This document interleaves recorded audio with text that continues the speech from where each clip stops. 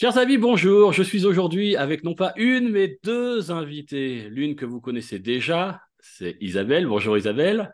Bonjour Pascal. Et la deuxième que vous voyez à ma droite, il s'agit de Rufi. Barev Rufi. Barev. Oui. Voilà. Rufi, donc elle a tenu absolument à faire au moins le démarrage de cette troisième émission avec moi.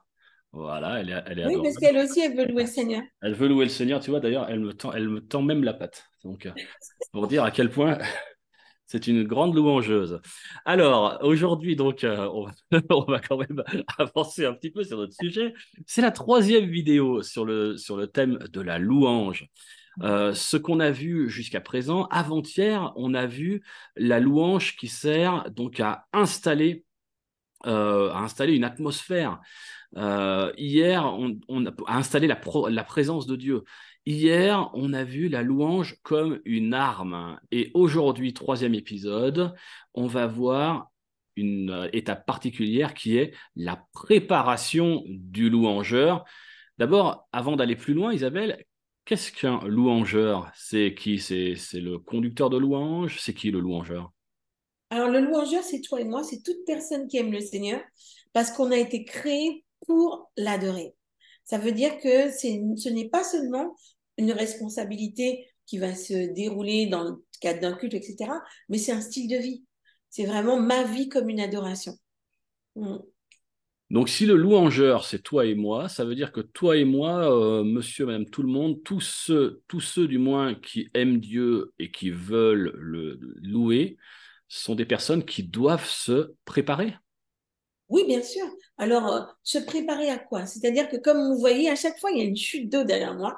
Cette chute d'eau représente vraiment cet investissement que Dieu fait dans l'homme. Celui qui cherche le Seigneur, qui aime le Seigneur Jésus et qui lui appartient, mais il doit être une nouvelle personne, comme un vase que Dieu forge, un vase d'honneur qui va vraiment accueillir l'Esprit de Dieu et laisser l'Esprit de Dieu vivre en lui, laisser l'Esprit de Dieu prendre toute la place. Et donc voilà, c'est parce que Dieu est saint et il dit que ceux voilà, vous soyez saints comme votre Père céleste est saint. Donc c'est lui qui opère ce renouvellement, cette sanctification, de sanctification en sanctification, de victoire en victoire et de gloire en gloire en nous. Tu as dit que nous étions des vases d'honneur. Qu'est-ce que ça signifie, un vase d'honneur? Un vase d'honneur, ben, c'est parce que Dieu est un Dieu de gloire qui mérite d'être loué et honoré. Et donc, nous, en tant que ceux qui sont, j'ai envie de dire, dans son cœur et qui ont été créés pour vivre avec lui, pour participer à sa gloire, eh ben, nous devenons le corps de chaque être humain qui appartient à Christ est le temple du Saint-Esprit. Et donc, nous devenons ces vases qui vont être comme une offrande à l'Éternel, dans laquelle il va puiser, effectivement, parce que c'est marrant, c'est peut-être le Dieu tout-puissant et grandiose, mais quand un cœur sincère s'exprime et s'élève vers le Seigneur, eh ben, il est touché par cette louange. Et on le voit lorsque Dieu dit de David que c'est un homme selon son cœur, parce que la manière dont il s'épanche, la manière dont il dit à Dieu, je t'aime, et qu'il lui obéit, parce que c'est pas tout de le dire, mais dans son attitude et dans son action, c'est une adoration aussi. La révérence, le respect, la crainte de Dieu, l'obéissance, tout cela va dans l'adoration. Eh bien, ça touche le Seigneur. Et c'est ce qui fait de nous un vase d'honneur. Et on a toute une vie pour le devenir, j'ai envie de dire, parce que Dieu nous forge comme un potier façonnerait l'argile.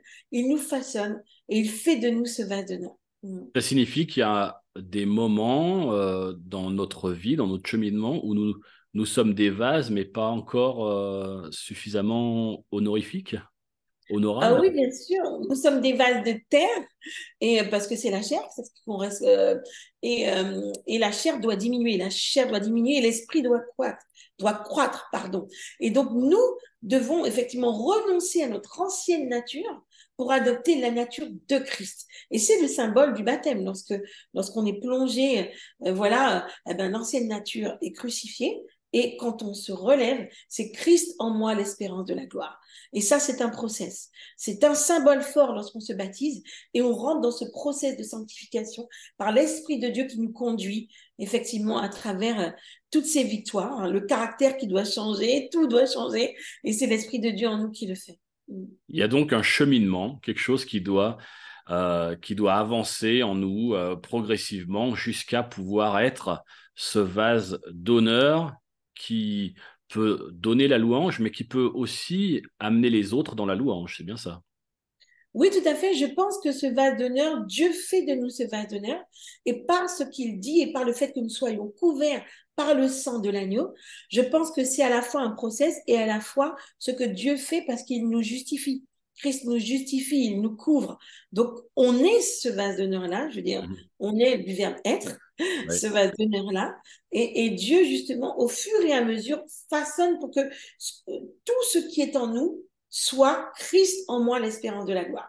C'est ce qu'on doit devenir. C'est-à-dire qu'on ne doit plus voir Isabelle, on doit voir Christ en Isabelle. Mhm. Et du coup, la personnalité que Dieu m'a donnée, puisque on a chacun une personnalité qui est différente, qui est unique et qui est belle, c'est celle que Dieu nous a donnée, et ben c'est celle qu'on va voir quand il y a Christ en nous. Parce qu'avec le péché, elle est entachée de toutes sortes de choses et on ne la voit pas vraiment. Mais pour voir vraiment Pascal, pour voir vraiment Isabelle, eh ben, il faut que Christ soit là. Christ en moi, l'espérance de la gloire.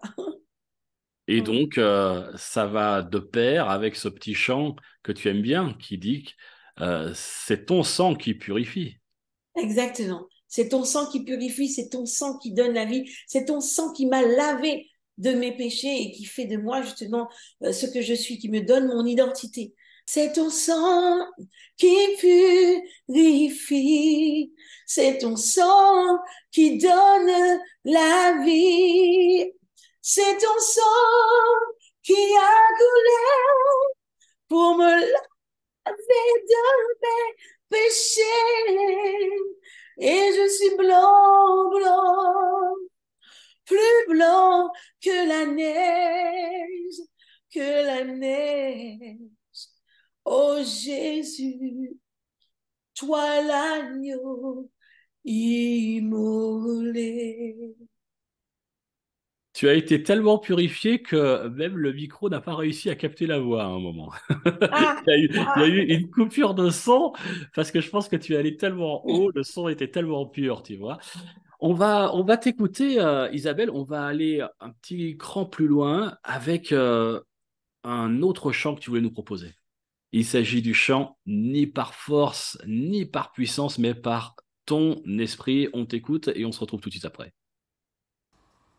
Ni par force, ni par puissance, mais par ton esprit. Envoie ton esprit. Ni par force, ni par puissance, mais par ton esprit. Envoie ton esprit. Souffle, souffle en nous ta vie, Saint-Esprit. Souffle en nous ta vie, oh, ni par force, ni par puissance, mais par ton esprit. Envoie ton esprit, ni par force, ni par puissance, mais par ton esprit. Envoie ton esprit.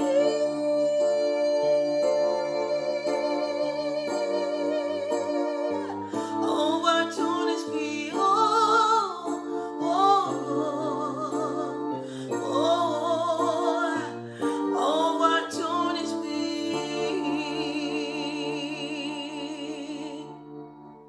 Merci Isabelle, ce n'est effectivement ni par nos forces, hein, et combien de fois moi, toi et tant d'autres l'avons expérimenté. C'est pas par nos forces, c'est pas par nos petites puissances que les choses peuvent avancer, que les transformations peuvent avoir lieu, mais c'est uniquement par l'Esprit de Dieu. Isabelle, tu parlais tout à l'heure du vase d'honneur. J'aimerais avoir quand même quelques détails. On disait, ben, il y a des moments où le vase, il est bien, et puis il y a d'autres moments où il n'est pas top. Qu'est-ce qui se passe lorsque le vase n'est pas, n'est pas dans son meilleur état, ou du moins que l'honneur n'est pas si bien rendu que ça. Alors, on va dire que effectivement, le vase d'honneur que nous sommes, l'Esprit de Dieu se plaît à demeurer en nous lorsqu'on est dans l'obéissance, lorsqu'on est dans la crainte de l'Éternel. Alors, parfois, on peut être, si jamais il se trouvait que nous ne soyons pas dans ce cas-là, le cas, par exemple, d'un conducteur de louange qui est en train de louer le Seigneur devant le peuple. L'image que j'ai, c'est comme si on invite quelqu'un dans sa maison et qu'on a un vase dans lequel on veut lui servir de l'eau, mais qu'on l'a pas lavé. Hmm, On va mettre l'eau dedans, mais lorsqu'on va lui servir l'eau, ben, ce sera de l'eau imbuvable. hmm. Et on est ce vase d'honneur que Dieu veut utiliser pour bénir le peuple de Dieu quand on est des louangeurs.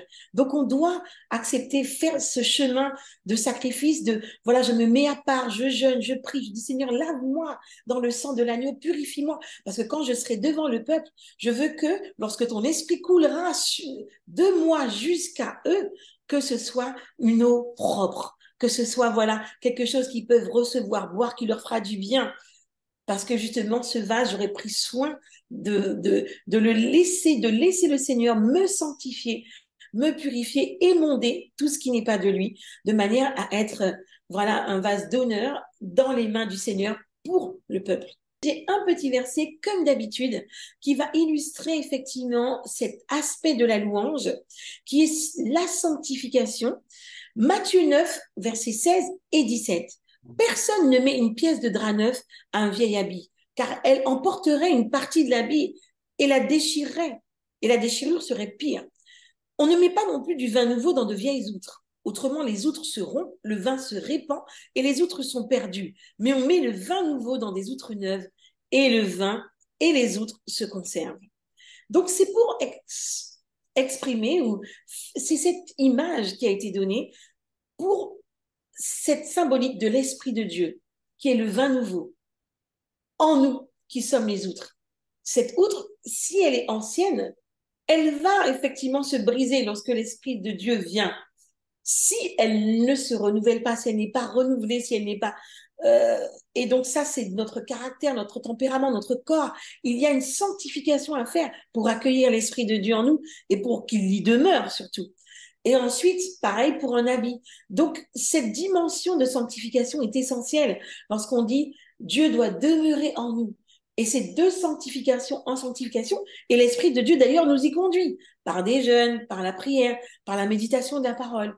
Et donc, cette dimension, nous sommes responsables en tant que louangeurs pour pouvoir l'implémenter, pour laisser que cette dimension de sacrifice de louange s'installe dans notre vie au quotidien.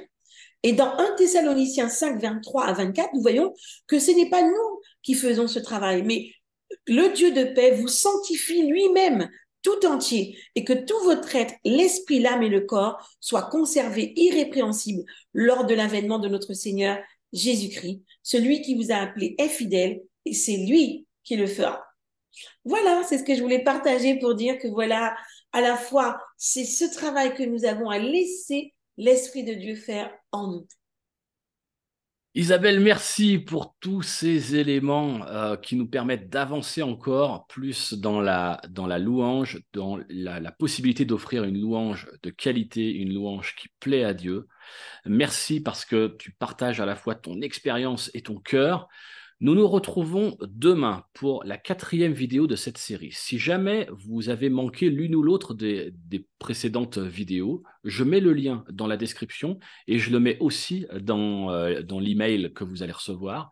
S'il vous plaît, regardez-les bien toutes les 3, ainsi que celle de demain. On se retrouve, rendez-vous à ne pas manquer, après-demain, samedi, à 10h jusqu'à 11h30. Je serai toujours en Arménie. Isabelle, tu seras toujours à Paris. Notre technicien, lui, sera à Bruxelles. Et comme ça, de manière internationale, on va ensemble aller beaucoup plus loin. On va décortiquer davantage la louange, la technique. Isabelle, tu pourras répondre aussi aux questions des personnes en direct. Et puis, je ne sais pas si Rufi sera là. En tout cas, elle est toujours là, mais elle dort. C'est la belle vie des chiens. Isabelle, merci pour tout ce que tu nous as apporté. On se retrouve Merci Pascal. demain matin, même heure et même endroit. Au revoir Isabelle. Au revoir Pascal.